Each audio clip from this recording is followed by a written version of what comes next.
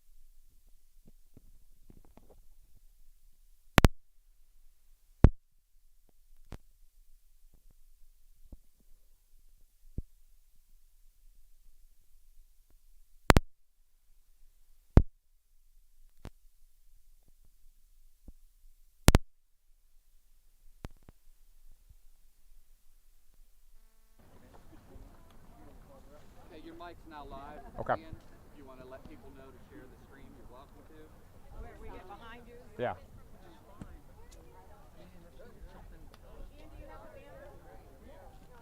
Nah, we don't need one.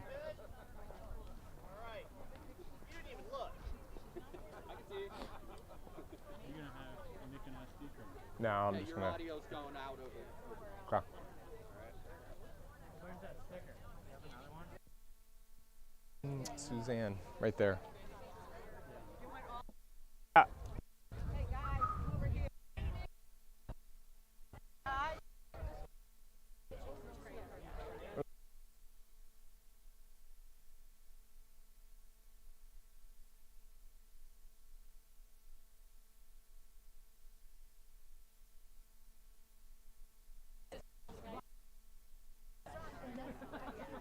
Can I get you where you need to be?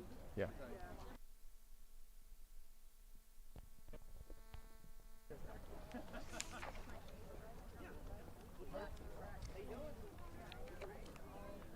need to shift down.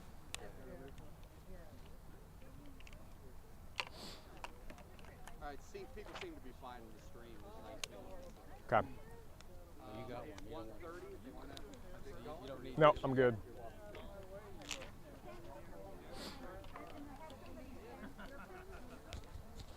Okay, I'm rolling and recording. We're good.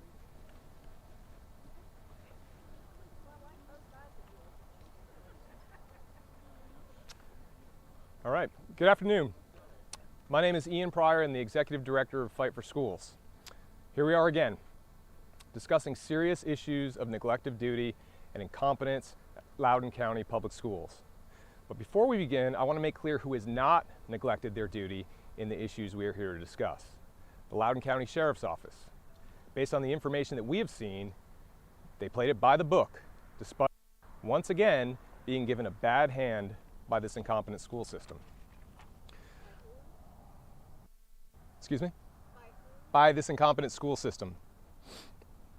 For almost 2 years, parents in this county have been fighting to get the Loudoun County School Board to focus on what is in the best interests of the students. We have fought for in-person learning, against race essentialism in curriculum and teacher training, against overly sexualized materials in classrooms and libraries, and against policies that compromise the safety of students and abrogate the First Amendment rights of those same students and teachers. We've asked for a seat at the table to discuss those issues, and we've been met with silence, mockery, claims of engaging in dog whistle politics, and attacks as racists, bigots, fascists, pretty much anything that ends with "ist." And these attacks are not simply limited to angry activists who use social media and the U.S. Postal Service to harass us. They have come from some members of the Loudoun County School Board and even a member of the Loudoun County Board of Supervisors. They've tried to fight fire with fire, but as parents, the fire to look out for the best interests of our children will flame on long after these public officials have moved on. So instead of putting out those flames with water, with negotiation, compromise, and finding a middle ground, they only made us more determined. And since we couldn't get a seat at their table to discuss the education of our children beyond 1 minute every 2 weeks, we have become an effective and much needed watchdog. What we watched unfold this week was horrifying. Here's what we know. Facts. On May 28th, an incident occurred at Stonebridge High School. It was described on social media at the time as an angry dad in the administration office. Turns out it was an angry dad. He was there and angry because he was called by his wife after a boy allegedly sexually assaulted his daughter in a bathroom. The police were called, and there was an investigation that led to charges being filed against the alleged assailant. Final adjudication has not yet occurred, but is expected soon.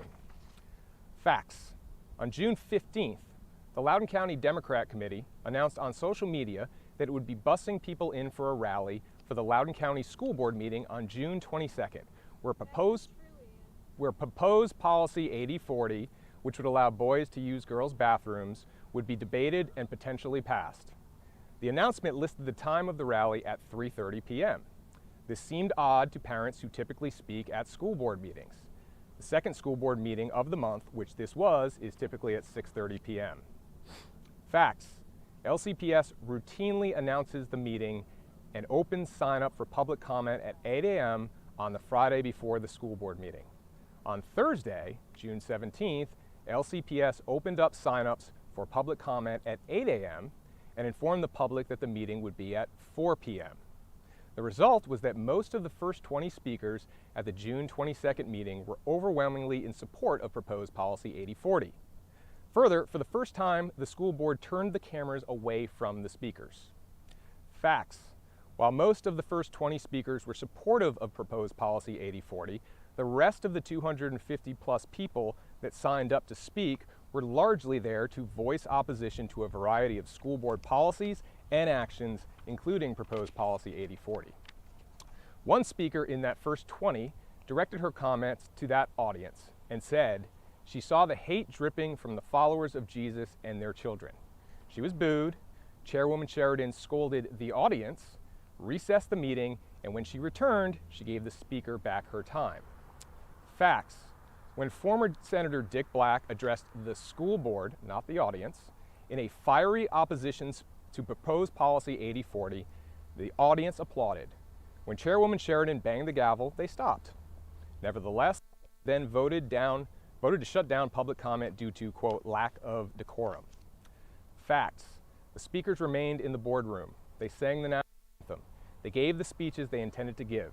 Superintendent Ziegler then declared an unlawful assembly, despite no apparent threat of violence, as is required by law for a declaration of unlawful assembly under VA Code 18-2406. Facts.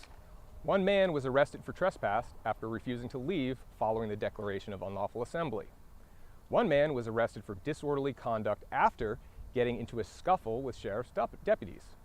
The video of that has been played on local and national news since that day. In that video, the man's wife can be heard stating that her daughter was raped in a bathroom in a school as her husband was being arrested. The man is named Scott Smith. It is his daughter that was allegedly sexually assaulted in a bathroom at Stonebridge on May 28th. Facts.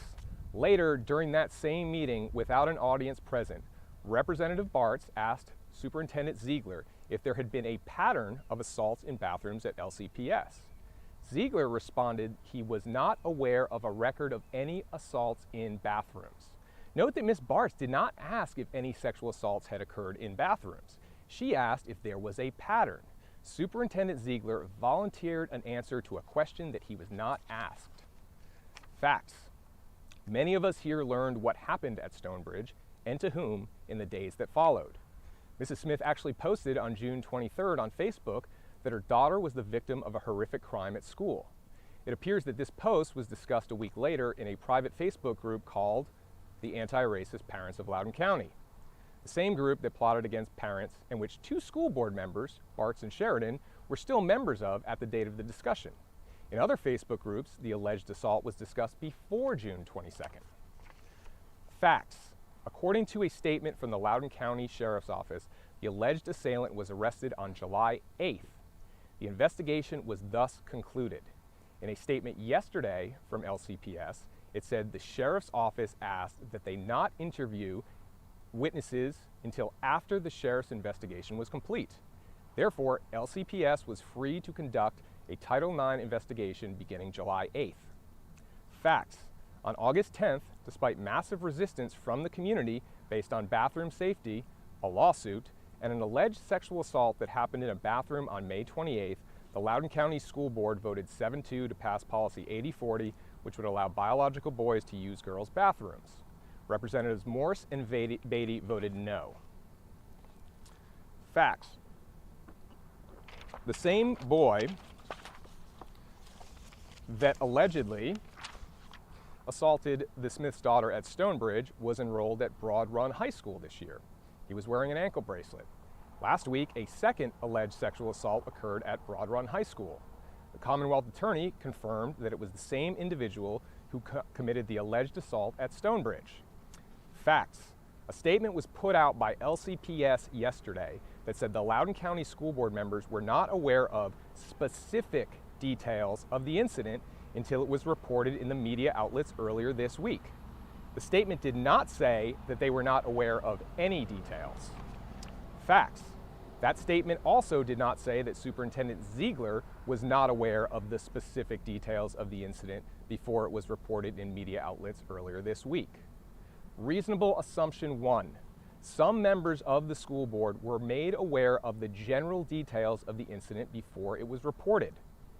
Otherwise, the statement would have unequivocally said they had no awareness. Certainly, they would have or should have been made aware of the specific details following the alleged assailant's July 8th arrest. Reasonable assumption 2. Superintendent Scott Ziegler was aware of the specific details of the incident before it was reported in media outlets this week. Reasonable assumption 3. Superintendent Scott Ziegler would have been made aware of the specific details of the incident immediately, meaning he would have known before June 22nd when he said he was not aware of any records of sexual assaults in bathrooms. Facts. LCPS in its statement said that it can take interim measures to protect the safety of students. Also in its statement, LCPS said that school board members aren't typically informed of disciplinary issues. Facts.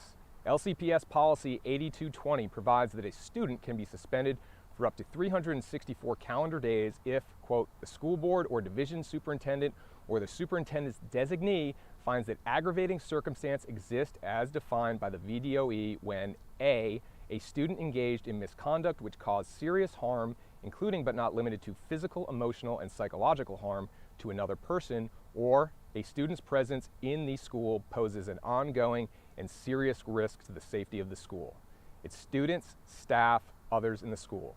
Further, the policy reads that nothing shall prohibit the school board from permitting or requiring student suspension pursuant to this section to attend an alternative education program provided by the school board for the term of the suspension. Reasonable assumption 4. At the very latest, following the arrest of the alleged assailant on July 8th, Superintendent Ziegler and/or the school board should have conducted an investigation and exercised its disciplinary power under its bylaws to suspend the alleged assailant or find alternative education arrangements to keep him out of school pending his case. What we need to know: why did Superintendent Ziegler say he was not aware of any record of sexual assault in a bathroom when it is clear to any reasonable person that he would have been aware of the May 28th incident by then? Which school board members became generally aware of the details of the incident, and when did they become aware? What were those general details that they were aware of? Why did the superintendent or school board not suspend the alleged assailant after July 8th when he was arrested? Why was the public not made aware prior to the August 10th vote on Policy 8040 of at least the basic fact that an individual had been arrested on July 8th for allegations of sexual assault in a bathroom? LCPS claims that the sheriff's office asked that it not interview students until it was done with its investigation.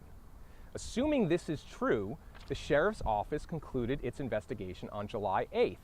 Did LCPS begin a Title IX investigation after that? If not, why not? If Superintendent Ziegler did in fact keep any members of the Loudoun County School Board in the dark, why is he still employed?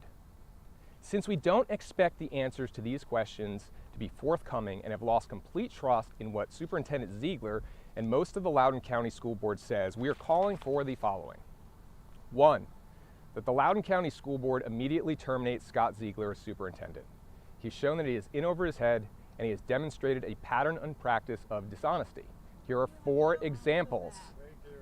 At the September 22nd, 2020 meeting, here's your proof of it. At the September 22nd, 2020 school board meeting at 5 hours and 7 minutes, Superintendent Ziegler was asked by school board member Denise Corbeau if he had reviewed a controversial and constitutionally suspect professional conduct policy with the Loudoun Education Association, the local teachers union. He insisted that he had. On September 25th, Scott Ziegler received an email from the Virginia Education Association demanding to know why he said the LEA was consulted when in fact it was not. Second example, at a June 3rd, 2021 equity meeting, he misleadingly highlighted a part of a statement I made on television to bolster his claim that LCPS was not teaching critical race theory. He said, Ian Pryor stated on May 19th on WJLA TV, quote, "Nobody is saying Loudoun County Public Schools or any other schools are teaching critical race theory 101 like they would teach physics or chemistry," end quote. That was not the end of the quote from the full WJLA interview. The full quote was, "Nobody is saying Loudoun County Public Schools or any other schools are teaching critical race theory 101 like they would teach physics or chemistry, but it is a broad lens that is implemented through how teachers are trained and how those trained teachers teach our children, which is to view America, to view our institutions, to view our culture, traditions, and language, all based on systemic racism." Example number 3. In an interview with Cheryl Atkinson for Full Measure, which aired earlier this month, Superintendent Ziegler was asked to comment on the private Facebook group that was plotting against parents, the anti-racist parents of Loudoun County. Ziegler said, "I'm not familiar with that group." This, despite putting out a statement in March about the group's activity, FOIA'd emails where he was alerted to news stories about the community reaction to that group, and the fact that Fight for Schools has been collecting signatures to remove the majority of school board members based on their activities in that group, and one of those cases is currently in court. But he's not familiar with that group. Final example. Superintendent Ziegler continues to deny the use of critical race theory in LCPS, despite the fact that former Superintendent Eric Williams said in an email last year to a constituent, quote, "While LCPS has not adopted CRT, some of the principles related to race as a social construct and the sharing of stories of racism, radicalized oppression, etc., that we are encouraging through the action plan to combat systemic racism in some of our professional learning modules and our use of instructional resources on the social justice standards do align with the ideology of CRT." Meanwhile, Superintendent Ziegler has continued to accuse parents of spreading misinformation on the utilization of CRT concepts in teacher trainings and in the classroom. While those false statements should be enough to terminate his employment, his false statement on June 22nd and his failure to keep an alleged assailant out of school are far worse and merit immediate termination. Request number 2, that any member of the Loudoun County School Board that had at least general knowledge of the May 28th incident, yet still pushed through a vote on policy 8040 before the criminal case had concluded and a conviction potentially could be made public pursuant to applicable law, should resign. Request number 3, that the remainder of the Loudoun County School Board hire an independent law firm to conduct an independent investigation with a report to be made public into how the system failed in this instance and any other instances that the public is not aware of, and recommendations for improvement in the system. LCPS paid the Equity Collaborative $500,000 to do an investigation, recommendations, and report on systemic racism. Certainly they can commission one to investigate whether there is a systemic failure to protect students from sexual abuse. And finally, given that the Department of Justice is very interested in the comings and goings of Loudoun County, we ask that Attorney General Merrick Garland order Assistant Attorney General Kristen Clark of the Civil Rights Department, as well as the United States Attorney for the Eastern District of Virginia, to open Title IX investigations into Loudoun County Public Schools. Thank you.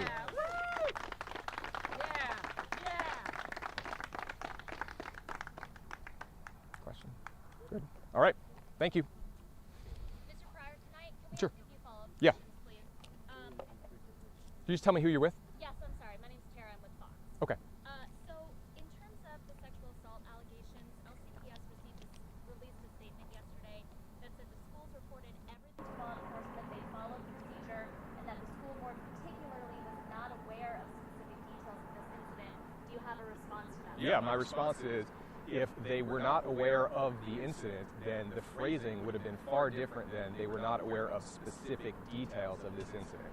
If they were fully unaware of the sexual assault, or the alleged sexual assault, the statement would have unequivocally said that they had no knowledge whatsoever. The fact that they said they did not have specific details implies that they did, in fact, or at least some of them did, in fact, have general details. In a related issue, if you don't mind, in terms of the governor's race, Governor McAuliffe was on MSNBC today and said that CRT is not taught in Virginia, and and called Youngkin's comments on critical race theory a, quote, racist dog whistle. Do you have a response to Yes. that? Again, it's the same quote I gave to WJLA, which was misrepresented by Superintendent Ziegler. No one is saying that courses are taught on CRT, like Critical Race Theory 101. But courses on meritocracy are also not taught, but meritocracy, at least for now, is still applied in school. The fact of the matter is, critical race theory concepts are layered throughout teacher trainings, and then it drips down into how those teachers, not all of those teachers, but some of those teachers design their lesson plans for students. And do you have any thoughts on McAuliffe recently saying that parents have no role in schools? Well, I would say that, Terry McAuliffe is running to be governor as public servant, so he works for the parents. And if he doesn't think that parents should have a role, then perhaps we shouldn't hire him to be our representative in that respect. I do have two more questions, but if anyone else, okay. In Fairfax County, there's a father speaking out about two books in their county's libraries. Specifically, the books are called Gender Queer and Lawn Boy. I'm curious if you're familiar with those books and if you share the same concerns over the material. I'm not familiar with those specific books. I've certainly seen reports of those. But I certainly am concerned, and we are concerned with some of, like I said, the overly sexualized material that is used in classrooms, that are in the libraries, because, unfortunately, this is sort of the result of what we're seeing here. This is not something that's appropriate for elementary schoolers, middle schoolers, even high schoolers. We had a school board meeting, I think it was back in May, where parents came here and they highlighted portions of a book that was being assigned in 9th grade. These are inappropriate books for young girls, young boys to have in public schools.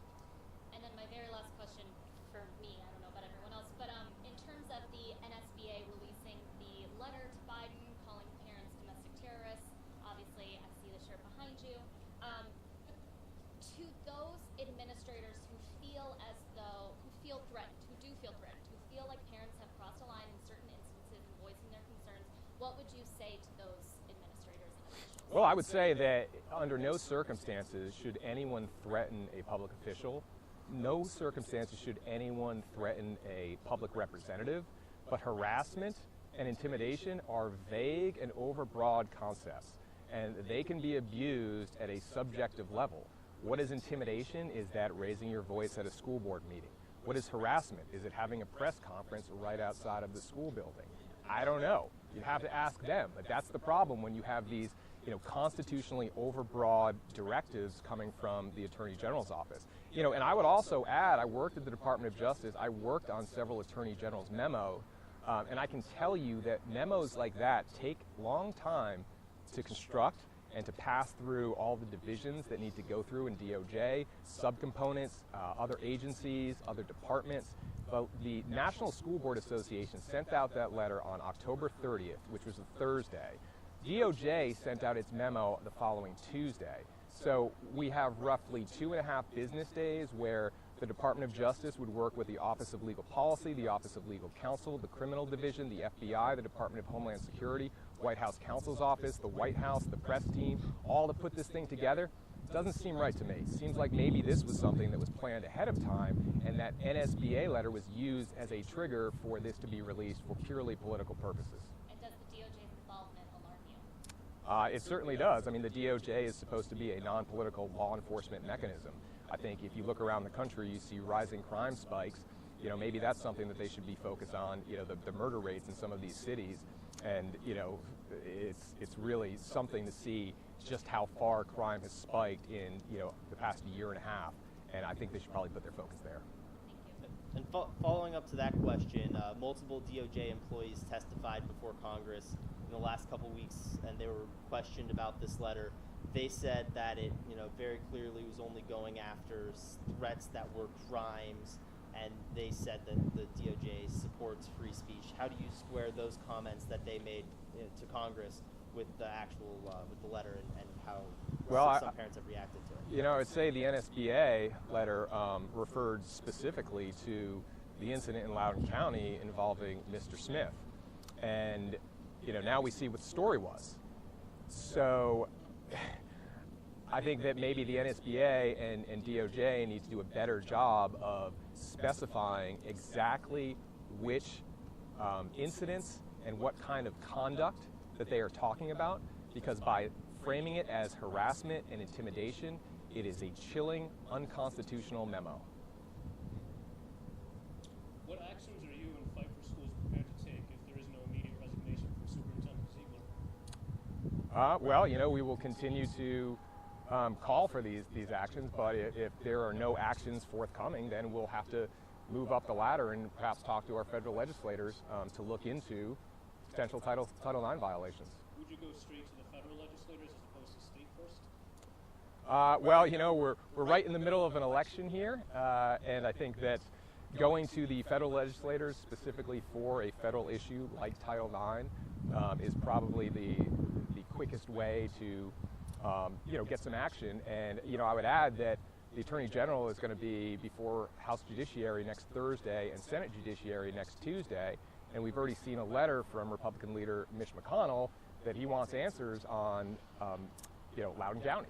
And I would presume that this being now, what, a 4-day story, national news might also come up. And one more thing, it's LCPS's official position that board members didn't know about the May 28th incident until it was reported by the media earlier this week in the Daily Wire. It seems like you take issue with that account, right? Yes, well again, if they didn't know, the statement would have said unequivocally that they didn't know. Instead, it was worded clearly by a lawyer to say that they were not aware of specific details of the incident, not of the incident. Is that an assumption on your part? Just kind of nitpicking the words? What outlet are you with? So I'm the Loudoun County Democratic Okay. Party. You're here to defend this? Yes.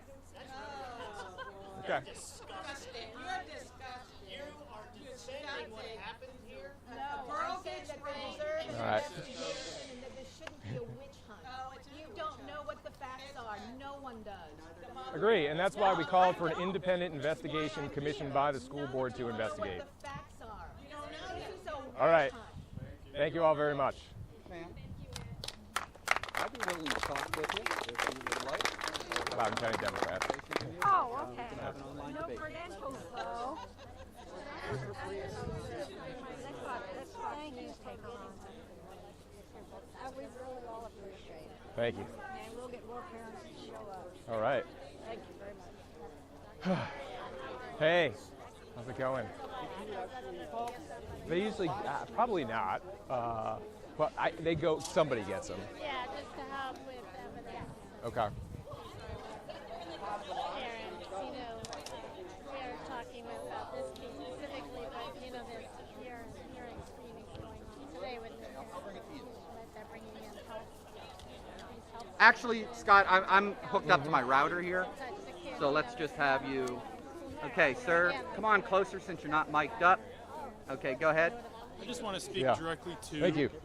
The idea that the school board members did not know. Oh. I was aware of the situation and the entire circumstance of the first rape in the schools by June, and I would like to say that I personally informed 2 school board members of the alleged rape in June, so they did know, and they did know specific details of it. That's all I have to say. I'm not going to name them, but that's what I have to say. Thank you. Very good. Did you want to speak, Gary? Okay, very fine. Just look right into the camera and deliver your message, sir. Excuse me, sir. Stand on somebody's wire. Sorry about that. What are you so opposed I think to? this was a very informative press conference. A lot of these issues that have been coming out in bits and pieces were presented today, and I think people with an open and honest mind are going to take a hard look at this. For the school superintendent to say that they had no knowledge of this indicates to me one of 2 things. Either he is completely incompetent or he was lying, and it's one of the 2 because it's his job to know about something like this. I think we've only got 16 high schools in Loudoun County, and for a rape to occur in one of the high schools and the leader of the county's administration not know about it is absolutely unbelievable. Thank you. Very good. Thank you.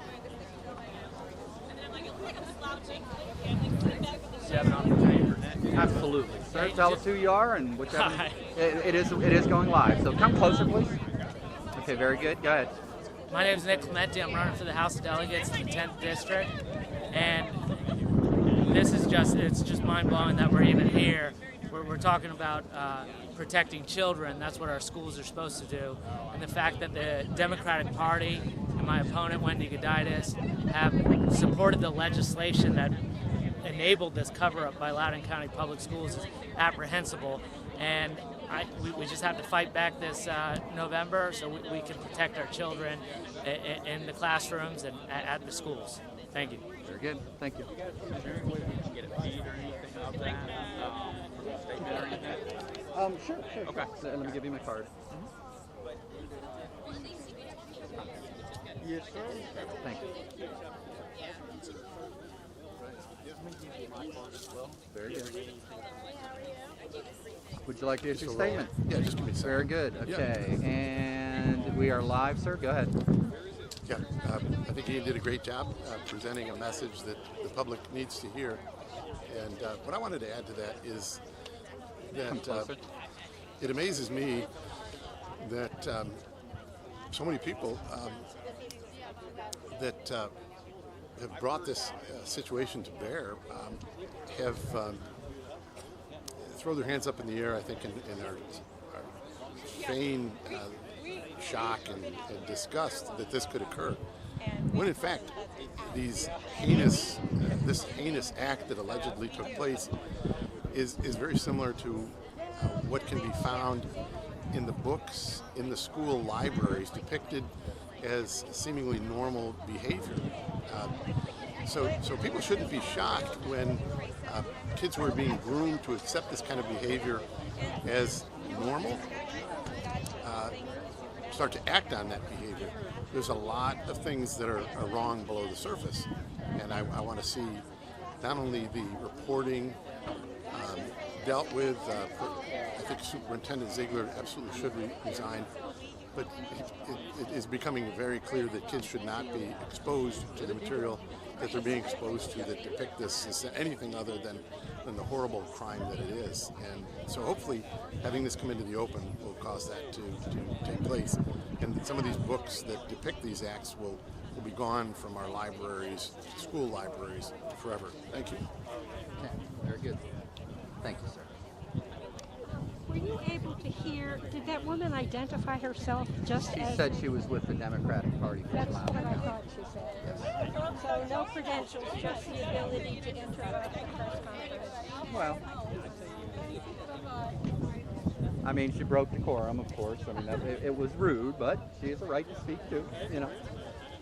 Remember that, won't we? Well, we would hope so, yes? So Sam, we missed you